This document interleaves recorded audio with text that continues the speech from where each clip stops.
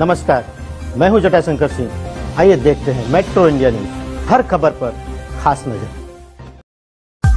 जब कोई इंसान बीमारी से परेशान होता है तो डॉक्टर उसको भगवान बनकर बचाते हैं, लेकिन जब कोई डॉक्टर ही मरीज को धोखा दे तो उसको क्या कहें।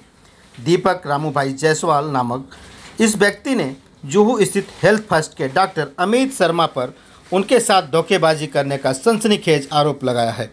दीपक जायसवाल का आरोप है कि उक्त डॉक्टर ने झूठ बोलकर उनका ऑपरेशन कर 2.5 लाख रुपए ऐंठ लिए। जब इस बारे में डॉक्टर अमित शर्मा से संपर्क कर उनका पक्ष जानने की कोशिश की गई तो डॉक्टर अमित शर्मा का कहना है, मैंने कोई गलत काम नहीं किया है। आइए इस बारे में हम आपको सुनाते हैं पीड़ित दीपक जायसवाल की दास्तान। मेरा नाम दीपक रामूभाई जायसवाल है। दीपक जी, क्या मामला है, जरा आपका बताइए साथ। देखिए, गए साल नवंबर महीने में ही मुझे है ना चलता फिरता था, तो मतलब स्वस्थ था मैं, लेकिन चलता फिरता था तो मुझे है ना थोड़ा सांस में तकलीफ होती थी लेने के लिए, चलने फिरने में, स्टेयरकेस चढ़ने में। तो मैं डॉक्टर के पास चेकअप के हिसाब से गया कि चेक कर लूँ क्या प्रॉब्लम है क्या नहीं है करके। तो मैं डॉक्टर अमित शर्मा के पास गया क्या वो स्ट्रेस टेस्ट करने के लिए।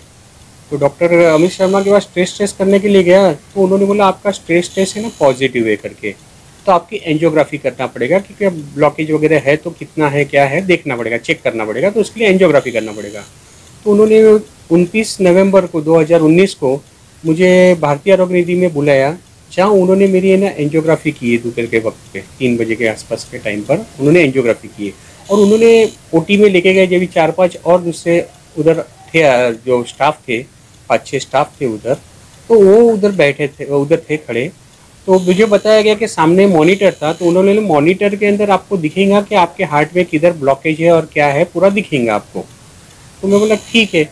तो उन्होंने वो किया, मेरा क्या नाम वो एंजियोग्राफी किया उन्होंने, प्रोसेस चालू। तो मुझे वो इसमें मॉनिटर में पूरा दिख रहा था मुझे, जिसके अंदर मुझे मेरी नस दिख रही थी, उसके अंदर वो वायर डाले थे वो भी दिख रहा था क्लियर। इधर मुझे ब्लॉकेज नहीं दिखा, और आगे ऐसी नस थी एकदम बारीक थी, पतली थी, जो जब भी डाई इंजेक्ट करते थे हाथ में से तो वो दिखती थी, मतलब स्पार्क होती थी। तो उसके अंदर भी किधर ब्लॉकेज मुझे दिखाने किधर भी। तो डॉक्टर ने मुझे बोले आपका तो हार्ट बोलते हैं, हार्ट के अंदर आपका एलईडी मेन लाइन में, एलईडी लाइन में 90 to 95% ब्लॉकेज है करके। उन्होंने किधर मुझे दिखाया नहीं, ना ही मुझे दिखा, ना ही उन्होंने दिखाया, लेकिन वो माहौल ही ऐसा था, क्या करेंगे, जान की बात थी। तो फैमिली वाले को और मुझको ऐसा बताया गया कि जान को भी खतरा है, अभी अगर है कर लेंगे तो अच्छा है, नहीं तो जान को खतरा है करके। हालांकि मेरा ब्लॉकेज वगैरह नहीं था उसके अंदर कुछ भी, तो फिर भी उन्होंने ज़बरदस्ती मतलब मुझे फंसा कर, झूठा बताकर उन्होंने मेरा ये शस्त्रक्रिया की, उन्होंने स्टैंड डाला मेरे इसमें ऐसा बताकर। अभी ये ऐसा हो गया, मुझे फिर दवा वगैरह चालू था, या दवा का सब डोज इतना भारी रहता था कि मुझे ना वो समझ में नहीं आ रहा था कि मतलब मैं दवा वगैरह खाता था तो मुझे मेडिसिन लेता था तो मुझे एकदम नींद जैसी आती थी ज़्यादा करके। और ऐसा ही ये 4-5 महीना निकल गया, बाद में लॉकडाउन हो गया मार्च महीने में। तो उसके बाद मुझे ज़रा सब याद आने लग गया, सब खाली रहने का दिन भर, तो याद आने को लग गया। तभी उन्होंने मुझे बताया था कि मॉनिटर के अंदर तो कुछ ऐसा दिखा नहीं था, उन्होंने बोला था मॉनिटर, और वो भी जो कर रहे थे मॉनिटर में देख के ही कर रहे थे, जिधर ब्लॉकेज वगैरह कुछ भी नहीं दिख रहा था मुझे, और ना ही उन्होंने बताया था मुझे। तो ये ऐसा चलता रहा। तो अभी फिर जब नवंबर में 6 तारीख को ये लॉकडाउन मतलब डॉक्टर ने डिस्पेंसरी खोला, तो मैंने उनका पहले से अपॉइंटमेंट लेकर 6/11 को 2020 को उनके पास में गया। तो उनके पास डॉक्टर अमित शर्मा जी मिले, उन्होंने पूछा क्या बात है क्या नहीं। मैंने बोला सब ठीक है, लेकिन डॉक्टर साहब दवा सब मेरे को सब मतलब नींद सा आता है, एकदम सुस्ताड़ होता हूँ, मतलब कुछ कर नहीं पाता हूँ। तो बोले नहीं, अभी दवा का उन्होंने पावर फिर कम पावर वाली उन्होंने दवा करके दी है। बोले उन्होंने और 2 साल आपको ये खाना पड़ेगा करके, ये दवा इसका कॉपरेट करो, इसके अंदर करना पड़ेगा, ये इतना 2 साल दवा खाना पड़ेगा। मैं बोला ठीक है।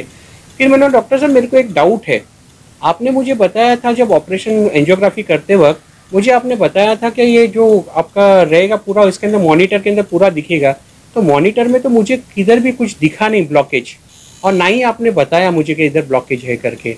हाँ, आपने मुझे झूठा बोलकर तो ये कराया नहीं मेरा। तो डॉक्टर ने सीधा एकदम मुझे बोल दिया कि आई हैव फूल्ड यू, मतलब मैंने आपको फंसाया है, मैंने आपको।